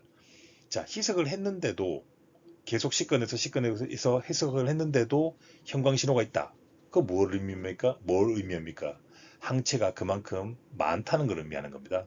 그래서 더 높은 희석 조건 1대2, 1대8에서도 형광 신호는 양성 기준치를 충분히 초과했기 때문에 이것은 매우 강한 항체 매개 반응을 시사합니다. 보고서 하단의 코멘트는 이 결과를 다음과 같이 요약하고 있습니다. B세포 및 T세포 및 B세포 형광에 유의한 변화가 관찰됨. 이 사례는 버추얼 크로스 매치 및 SAB 싱글 안티젠 비드 검사 결과가 항체의 실제 강도를 과소평가할 수 있음을 보여주며 특히 항체가 쉐어드 에피톱을 타겟하거나 또는 평균 형광 인덱스 수치가 임상적 기준치 이하일 경우에는 더욱 그런 경향을 가질 수 있음을 시사합니다. 라는 안내가 붙어서 최종적으로 저희들 임상 의료진들에게 이제 공유가 됩니다. 자, 이 흉부 엑스레이들은 케이스 2에서 양측 폐이식 직후의 변화를 보여줍니다. 이 환자는 저희 프로토콜에 따른 표준 탈감작 치료, 제가 아까 뭐라 그랬죠? 플렉스, 플라즈마 페레시스, 여기서는 플렉스로 갑니다. 플라즈마 페레시스, 에크리주마, 펄스 스테로이드, 이 표준 탈감작 치료, 그 다음에 ATG, 안티사이모사이트 글로불린 같은 것을 그런 치료 외에도 이 환자는 바이탈 사인이 불안정했기 때문에 비너스 에크모까지 필요했습니다. 그래서 수술 이틀째부터 POD2부터 영상학적으로 엑스레이상 호전이 관찰되기 시작했고 수술한 지 14일째 되어서는 폐 부종이 완전히 해소되며 폐 기능이 거의 완전히 회복된 모습을 보였습니다. 자, 이번에는 Acute Cellular Rejection, ACR에 대해서 얘기해보죠. 급성, 세포성. 자, 이때까지 아까 계속 안티바디 얘기했었는데 이제는 급성 세포성 거부 반응, ACR은 폐이식 후 첫 1년 동안 가장 흔하게 발생하는 거부 반응 유형입니다. 주로 T세포에 의해서 매개되고 혈관 주위, 기도 주위의 염증으로 나타납니다. 병리학적으로는 그 ISHLT 분류 체계에 따라서 평가되는데, 자, ISHLT가 뭐냐? International Society of Heart and Lung Transplantation, 그 소사이티가 있거든요. 그 분류 체계에 의해서 병리학적으로 분류를 하는데, 혈관 주위 염증, 그 소견에 따라서 정도에 따라서 A0부터 A4까지, 또 기도 주위의 침범 여부를 보면서 B0부터 B2R까지 등급이 매겨집니다. 이 B2R에서 R은 리비전 되는 그거를 따로 표기하기 위해서 B2R이라는 용어가 생겼습니다. ACR에서 이 세포 매개성으로 거부 반응이 일어나려면 이 T세포한테 항원이 뭔가 제시가 돼야 됩니다. 외부 물질로 인지할 수 있는 항원이 제시돼야 되는데 그 경우에는 두 가지가 있습니다. 다이렉트 패스웨이와 인다이렉트 패스웨이가 있는데, 다이렉트 패스웨이는 뭐냐면 공여자의 항원 제시세포 안티젠 프레젠팅 셀이 수여자의 T세포를 직접 자극해 줄 때 그거를 우리가 다이렉트하게 항원 제시한다. 다이렉트 패스웨이라고 하고, 이렇게 되면 이 T세포가 그 도너의 장기를 그냥 바로 파괴를 할 수 있습니다. 간접 경로 인다이렉트 패스웨이는 수여자의 항원 제시세포가 공여자의 HLA 항원을 처리를 하고 나서 이것을 수여자 T세포한테 제시를 하고 수여자의 T세포가 활성화되면서 도너령을 공격하는, 이것이 간접 경로가 되겠습니다. 자, 아까도 말했지만 ACR 분류에 대해서 한 번 더 말씀드리면, 혈관주의 염증에 대해서 A0부터 A4까지, 기도 침범에 대해서 B0부터 B2R까지 등급이 있는데요.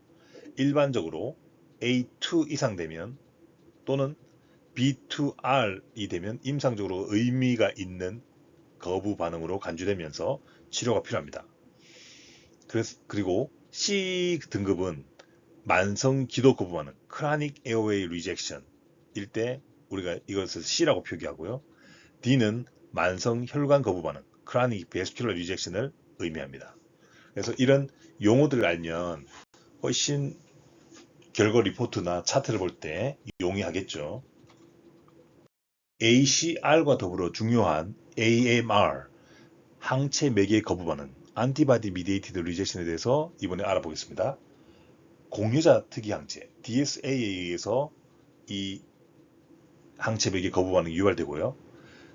특징이 보체 활성화, 이 안티바디, 안티젠 이 반응으로 인해서 또 거기에 끼어드는 것이 보체가 활성화되는 거죠. 보체가 활성화되면 이는 모세혈관 내에 C4D 침착으로 이 보체 활성화가 확인이 됩니다. 그래서 조직학적 소견을 봤을 때 모세혈관 염증이 있고 호중구, 뉴트로필이 말지네이션, 변연화가 되어 있는 것이 보이고, 그 다음에 인터스티셜 헤모리지, 간질에서 출혈 소견, 이런 것들이 조직학적 소견으로 보이면 이것은 항체 매개 반응일 가능성이 있지 않은가, 이렇게 하고, 이 DSA, 우리가 항체 매개 거부 반응이 진단이 되려면 첫 번째, DSA 양성이 보여지죠. 보이면 강하게 의심할 수 있죠. 도너 스페시픽 안티바디가 있다는 거니까. 근데 이 조직학적 소견 요것만으로는, 만약에 DSA 항체는 음성인데 조직학적 소견은 이렇게 나왔다. 그랬을 때 명확하게 이걸 항체 매개 반응이다 이렇게 말하기는 아직은 조금 부족한 면이 있습니다. 왜냐하면 신장, 키드니나 하트 이 식에서는 이것이 보다 더 명확하거든요. 이런 조직학적 소견 어떤 거부 반응 진단 크라이테리아가. 근데 아직은 렁에서는 그런 부분들이 조금 모호한 부분들이 많다, 이렇게 되어 있더라고요. 따라서 임상적으로 거부 반응을 의심할 수 있느냐, 혈청학적 DSA 같은 그런 반응을 통해서 또 알 수 있느냐, 그 다음 조직 병리학적 근거를 또 어느 정도인가, 이것을 종합적으로 고려해서 AMR의 진단을 이제 하게 되죠. 여기서 이제 조직 검사를 바이옵시를 했을 때 C4D의 침착을 보게 되면 컴플러먼트가 뭔가 활성화돼 갖고 반응이 일어났구나. C4D라는 것은 어떤 발자국 같은 흔적이거든요. 그래서 그런 것들이 있을 때는 AMR의 가능성이 굉장히 높겠군이라고 생각을 합니다. 말씀드린 C4D 침착이 AMR 진단에서 중요한 이유는 무엇인가요?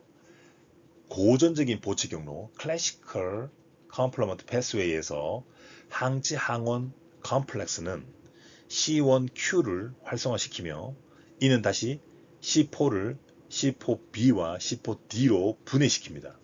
이때 생성된 C4D는 보체가 활성화된 부위에 혈관 내피 표면의 공유결합 형태로 탁 부착이 됩니다. 항체가 그 부위에서 사라진 후에도 C4D는 남아있기 때문에 최근 항체 반응에 최근에 일어났던 항체 반응의 지문 역할을, 풋프린트 역할을 하게 됩니다. 따라서 조직 생검, 특히 이제 콩팥이나 폐에서 그 모세혈관 내에 C4D 염색이 양성으로 나오는 경우 보체를 활성화시키는 DSA가 존재했음을 강하게 시사하며 AMR 진단의 중요한 근거가 됩니다. 폐 이식 후 거부 반응이 의심될 때 사용하는 진단 도구들을 간략히 정리해 보겠습니다. 트랜스브론키얼 바이옵시, TBLB라고 하는데 가장 중요한 진단 기준은 뭐다? 기관지를 통해서 생검, 바이옵시를 하는 거죠.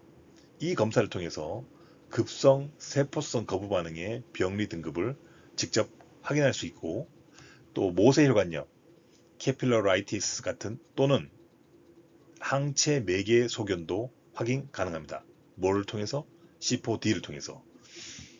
자, 그리고 DSA 검사가 필요하죠. DSA 검사를 해서 도너 스펙 안티바디가 있느냐 없느냐 뭘로 검사합니까? 루미넥스 및 C1Q 결합 검사를 하는데 우리는 루미넥스 단일 항원 비드 분석을 통해서 DSA 공여자 특이 항체 여부를 평가합니다.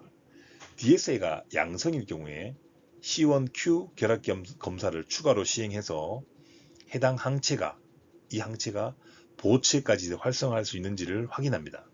보체 결합 능력이 있는 그런 항체는 더 위험합니다. AMR 항체 매개 거부 반응 위험이 더 높습니다. 왜냐하면 보체가 결합되면 그만큼 더 강한 리젝션 반응이 일어난다는 거거든요. 그리고 BAL이라고 하죠. 브론코 알베올라 라바지 기관지 폐포 세척의 검사. 사실 저희 병원에서는 뭐 하긴 하는데 어느 정도로 임상적으로 중요한지는 약간 퀘스천이 있습니다. 어쨌든 BAL을 해서 세포 분액을 분석하고 특히 ACR에서 림프구 증가 여부 확인에 BAL이 유용하고 감염 여부를 배제하는데도 이제 필수적으로 사용되죠. 감염 이건 뭐 컬처 보내면 되니까요. 샘플을 얻어서 이제 러바지가 뭔지는 아시죠? 감염은 임상적으로나 영상으로 거부 반응하고 좀 유사하게 보일 수 있기 때문에 이제 인펙션은 반드시 뭐 블러드 컬처, 스퓨텀 컬처 등을 통해서 이제 우리가 룰아웃 하게 되고요. 요즘에는 특히 BAL 하면 바이오 파이어라고 해서 굉장히 빨리 보는 그 키트 같은 것들이 있어서 뭐 그 다음날 바로 결과 나옵니다. 자, 그리고 CT죠. 자, 뭐 엑스레이도 보면 알지만 또 CT를 보면 더 자세하게 알 수 있기도 하죠. 하이 레졸루션 CT 같은 걸 쓰면 뭐 폐의 실질 변화 평가를 하는데 유용하고 다른 감염이나 흡인, 혈관합병증 같은 다른 원인을 배제하는 데 도움도 줍니다. 비록 단독으로는 진단적 가치가 제한적이지만 향후 진단 방향을 설정하는데 중요한 역할을 CT가 할 수 있습니다. 서베일런스 바이옵시는 이식하고 나서 정기적으로 그 프로토콜에 따라서 시행이 되는데 일반적으로 수술 후 1개월, 3개월, 6개월, 12개월 시점에 시행됩니다. 그 목적은 증상이 없어도 잠재적인 무증상인 거부 반응을 조기에 발견하기 위해서 하는 것이고요. 인디케이션 바이옵시라는 것은 어떤 새로운 증상이 생겼어요. 거부 반응을 의심하고 있는 새로운 증상이 생기고 저산소증, 폐기능 검사 수치 감소 이런 의심스러운 것이 있을 때 인디케이션 바이옵시를 하게 됩니다. 임상적으로 거부 반응이 의심될 때 시행한다는 얘기고요. 이는 실제 임상 변화의 원인이 거부 반응이냐, 감염이냐, 기타 병리 어떤 소견이냐 이런 것들을 감별하는데 이 바이옵시가 도움이 됩니다. 경증의 거부 반응 A1인 경우에 대부분 환자는 경과 관찰 정도만 하거나 경구 스테로이드 정도로 치료합니다.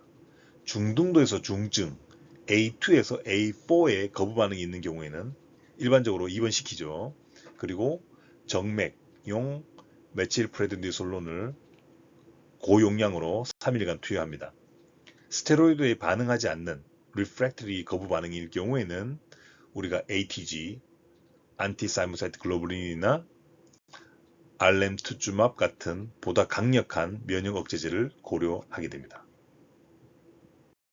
CD52는 대부분의 B세포, T세포, NK세포, 단핵구, 일부 수지상 세포에서 발현이 되는 표면에 있는 셀 표면에 있는 글라이코프로테인입니다. 알렘투주맙은 이 CD52를 표적으로 하는 이 단클론 항체인데요. 이 강력한 림프구 제거 효과를 유도합니다.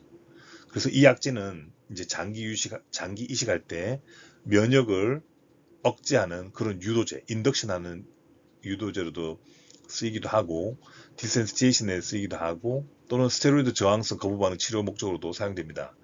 이것을 쓰면 T세포, B세포, NK세포, 단핵구 모두 감소하는 효과를 가지게 되죠. 근데 실제 병원마다 좀 프로토콜 다른 것 같아요. 저희 병원에서는 그렇게 자주 쓰거나 그런 것은 아닙니다. 항흉선세포 글로불린, ATG, 안티사이모사이트 글로불린은 이제 사람의 흉선세포로 면역화된 주로 동물, 토끼나 말에서 얻은 다클론 항체 제제입니다. 그래서 이 항체들은 인간의 T세포 표면에 다양한 항원을 인간 T세포 표면에 있는 다양한 항원을 인식하게 되고 대표적으로 CD2, 3, 4, 8, CD28, HLA-DR 그런 것들을 인지를 하는 거죠. 이 ATG라는 인간이 토끼나 말에 이렇게 사람의 흉선세포를 이용해서 이제 토끼나 말 몸에서 이 항체를 만들어낸 것을 걸러낸 거죠. 그래서 만들어진 제품인데, 그래서 이것이 이 ATG는 도노를 공격하는 T세포를 제거해버리는 그런 효과를 가지기 때문에 급성 세포성 거부 반응 ACR의 예방 또는 치료에 주로 사용됩니다. 자, ATG는 주로 어디에 사용된다고요? 급성 세포성 T셀을 제거하는 데 쓰인다. 기억하세요. ATG는 또한 T세포를 제거하는 것 외에도 여러 가지 면역 조절 효과를 가지고 있습니다. 항원 제시세포, 안티젠 프레젠팅 셀의 수를 감소시켜갖고요. T세포 활성화 가능성을 줄입니다. T세포의 활성화 및 증식을 억제합니다. 마지막으로 면역을 관용하는 면역 관용 유지에 필요한 조절 T세포, Treg의 확장을 촉진합니다. Treg가 올라가게 되면 면역이 떨어지는 거죠. 저희 병원에서는 이뮤노서프레션 인덕션 테라피의 두 가지를 이용하는데 하나가 시뮬렉트, 하나가 메칠프레든디솔론입니다. 자, 시뮬렉트는 바실리시맙이라고 하고 주로 이제 인덕션 테라피에 이용되는 모노클로날 안티바디입니다. 이것은 활성화된 T세포의 인터류킨2 수용체의 알파 사슬인 CD25를 차단시킴으로써 T세포의 활성화와 증식을 억제하는 기전으로 작용합니다. 자, 시뮬렉트는 T세포의 활성화와 증식을 억제합니다. 이 약제의 중요한 장점 중 하나는 T세포를 제거하지 않는 면역 억제제라는 점입니다. 즉, ATG나 알렘투주맙은 림프구를 없애버리는데 이 림프구를 직접적으로 제거하지 않기 때문에 시뮬렉트가 그렇기 때문에 감염이나 악성 종양의 위험이 상대적으로 낮아서 이제 특정 환자들에게 안전한 선택지가 될 수 있습니다. 저희 병원에서는 이 시뮬렉트가 루틴 인덕션 테라피입니다. 자, 항체 매개 거부 반응 AMR에 대한 치료 옵션은 다음과 같습니다. 안티바디를 없애야 되는 거죠. 첫 번째, 가장 많이 기본이 되는 것은 플라즈마 페레시스. 순환 중인 도너 스페시픽 안티바디를 제거하기 위해서 사용되는 거죠. 이것을 할 때 보면 FFP, Fresh Frozen Plasma를 이용해서 1.5리터를 넣어주고 이 레시피언트 환자의 몸에서 1.5리터를 빼고 이런 식으로 해서 아예 혈장을 바꿔버리는 혈장 교환술입니다. 그것을 해서 없앨 수도 있고요. 또는 정맥 면역 글로불린 IVIG를 이용해서 이 도너 스페이스 안티바디 자체를 중화시켜 버리는 겁니다. 이 안티바디 이뮤노글로불린이 들어가서 도너 스페이스 안티바디하고 붙어서 중화돼 버릴 수도 있고, 또는 이 FC 이 이뮤노글로불린이 들어가서 FC 수용체 차단을 하게 되고, 이런 FC 수용체 차단을 하면 항체 의존성 세포 독성 작용 자체가 좀 억제가 됩니다. 그런 효과를 가질 수도 있고, 또한 이제 보체가 활성화되는 것도 억제될 수 있겠죠. 어쨌든 전반적인 면역 반응을 조절해서 그 도너의 손상을 줄이는데 기여를 하고요. 리투시맙은 안티 CD20 모노클로널 안티바디입니다. 리투시맙은 CD20을 공격합니다. CD20을 막습니다. 그래서 B세포, 특히 B세포에 특이하게 반응해서 B세포를 제거하게 되고, B세포가 제거되면 어떻게 됩니까? 항체 생성 자체가 줄어들겠죠. 그게 리투시맙의 역할이고, 보르테조밉이라고 해서 이제 상품명으로는 벨카드, 이것은 프라티아줌 이니비터로 항체를 생산하는 형질세포, 플라즈마 셀을 직접 표적으로 삼습니다. 그래서 이 항체를 생산하는 플라즈마 셀이 작용을 제대로 하지 못하도록 만드는 보르테조밉이 있고요. 그 다음에 저희 병원에서 또 아주 많이 쓰고 있는 에쿠리주맙. 에쿠리주맙은 C5 보체 억제제로서 highly sensitized patient에서 너무 이제 감작이 아주 하이리스크 환자다. 그러면 이 환자들에서 말단 보체 경로를 차단해서 우리가 이식된 폐를 보호하는 데 사용됩니다. 어큐트에 대한 얘기는 이때까지 했고요. 이제는 크라닉한, 자, 만성적으로 클라드라고 하죠. 이 용어 많이 나오는데요. 크라닉 렁 알로그래프트 디스펑션, 이 용어는 우리가 알아야 되겠습니다. 클라드. 자, 이 클라드는 폐 이식 후에 후기에 이제 우리 그 폐 기능 부전의 가장 주요한 원인입니다. 이는 만성 거부 반응 증후군의 그 스펙트럼을 포함하는데요. 클라드라는 것이 뭐 거부 반응만 있는 것은 아니고, 그 외에도 클라드가 생길 수 있는 원인은 여러 가지 다양한 것들이 있고, 아직 원인을 모르는 부분들도 많습니다. 클라드는 보통 이식 1년 이후에 나타난다고 이제 돼 있고요. 뭐 크라닉이니까 당연히 1년 이후 정도는 돼야 되겠죠. 두 가지 형태가 있는데, 표현형이 두 가지가 있는데, 하나는 BOS, 브론키올라이티스 오블리트런스 신드롬. 자, 이것은 뭡니까? 오블리트런스, 막는다는 거죠. 폐쇄성, obstructive 표현형입니다. 그래서 이것이 이제 가장 클라드의 흔한 형태가 되겠고, CT 같은 걸 찍어보면 브론키եկ타시스 같은 그런 형태로 이제 나타나고, 폐기능 검사를 보면 이제 obstructive 폐기능 저하 형태가 이제 가장 다른 점이죠. 자, RAS는 뭐냐? Restrictive Allograft Syndrome이라고 해서, 이 RAS는 Restrictive 표현형이고 BOS보다 예후가 더 나쁩니다. 왜냐하면 주로 Restrictive Allograft Syndrome인 경우에는 우리가 CT를 딱 찍어보면 뭔가 섬유화가 동반되어 있는 경우가 대부분이어서 이 리버스블한 경우가 굉장히 많고, 즉 임상적으로 다시 되돌릴 수 있는 경우가 좀 드문 것 같아요. 그래서 예후가 더 안 좋다. 이러한 클라드의 표현형을 구분을 정확히 이해하는 것은 정확한 진단과 또 질병의 경과 모니터링과 적절한 치료 전략을 선택하는데 핵심이라고 할 수 있습니다. 클라드의 진단 기준은 다음과 같습니다. FEV1. 자, 외래에서 이제 폐기능 검사 계속 합니다.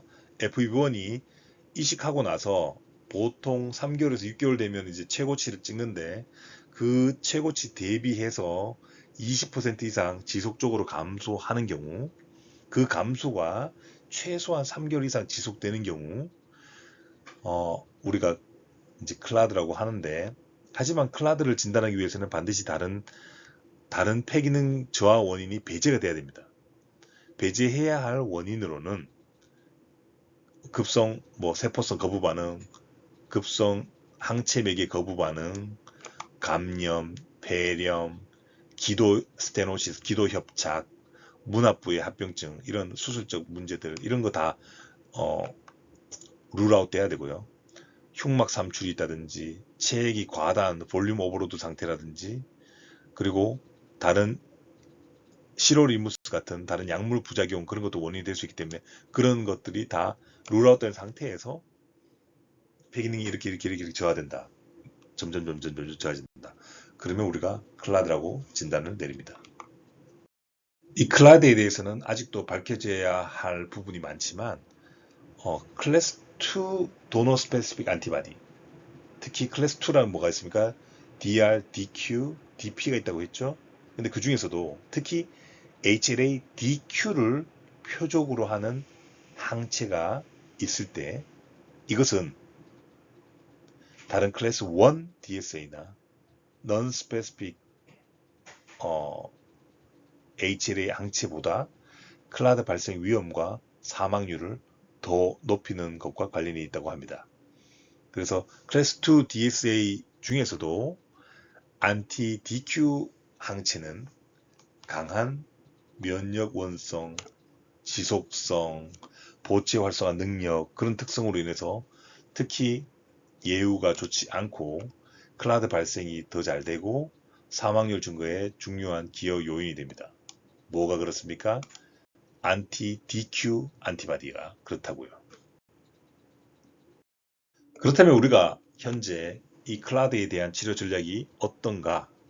첫 번째, 면역 억제제 그 약물 농도라든지 면역 억제제의 그 어떤 구성, 이런 것들을 최적화하는 것이 중요하겠다. 두 번째, 아지스로마이신을 사용하는 것이, 아지스로마이신은 사실 항생제잖아요. 근데 이런 아지스로마이신을 쓰는 것이 이 BOS 발생을 줄인다고 알려져 있기 때문에 이런 것들은 저희 병원에서는 그냥 평생 남은 여생 먹을 수 있도록 계속 줍니다. 아지스로마이신 필수 약 중에 하나고요. 이 클라드를 예방하기 위한. 그리고 또 만약에 생겼을 때는 이런 클라드가 생겼을 때 재이식을 받은 환자들이 많습니다. 그래서 다는 아니겠지만 선별된 환자에 대해서는 재이식을 고려할 수 있다. 자, 그 외에도 다음과 같은 실험적 치료법들도 연구 중에 있는데, 연구 중인 것들은 어떤 것들이 있느냐? ECP라고 해서 Extracorporeal Photopheresis, 한국말로 체외 광선요법, 이런 것도 있고요. TLI, Total Lymphoid Irradiation, 전체 림프 조직 방사선 조사하는 방법도 실험적으로 해보고 있고요. 중간엽 줄기세포, 메센카이멀 스템셀을 이용한 뭐 한다, 이런 것들도 연구하고 있으나 증명된 바는 없습니다. 치료가 쉽지 않다는 거죠. 자, 우리는 향후 어떻게 나가야 되는가? 우리는 현재 거부 반응을 더 빨리, 더 조기에, 더 비침습적으로 감지할 수 있는 바이오마커를 만들기 위해서 그쪽으로 나아가고 있습니다. 예를 들어서 유전자 발현 프로파일이나 엑소점을 분석하는 같은 그런 기술을 통해서 조직 생검이 없어도 거부 반응을 조기에 발견할 수 있는 가능성이 조금씩 열리고 있습니다. 또한 머신러닝 같은 걸 활용해서 거부 반응 또는 클라드 고위험 환자를 보다 정밀하게 예측하려는 연구도 진행 중입니다. 궁극적으로는 각 환자의 면역학적 특성에 맞춘 맞춤형 면역 억제요법을 개발해서 거부 반응을 줄이는 동시에 면역 억제제의 부작용 또한 최소화하는 것이 우리의 목표가 되겠습니다. 자, 긴 시간 고생하셨습니다. 이제 결론입니다. 결론적으로 PH9 거부 반응을 조기에 인지하고 치료하는 것은 예후 향상이 절대적으로 중요합니다. 조직 병리, 영상검사, 면역학적 검사를 포함한 다양한 진단 접근법을 활용하면 우리가 진단 정확도를 높이고 보다 정밀한 치료가 가능할 것입니다. 그럼에도 불구하고 클라드는 여전히 장기의 그 폐의 생착에 있어서 가장 큰 도전 과제 중 하나입니다. 심장보다도 폐가 결과가 안 좋은 이유는 이 클라드 때문입니다. 자, 이는 이식 면역 반응 및 비면역성 인자가 복합적으로 뭔가 작용하고 있는 결과이고, 우리는 아직 이 병태 생리를 완전히 이해하고 있지는 못하고 있습니다. 앞으로 정밀의학과 면역 모니터링의 발전을 통해서 거부 반응을 예측하고 예방하며 보다 효과적으로 치료할 수 있을 것이라고 기대를 해봅니다. 감사합니다.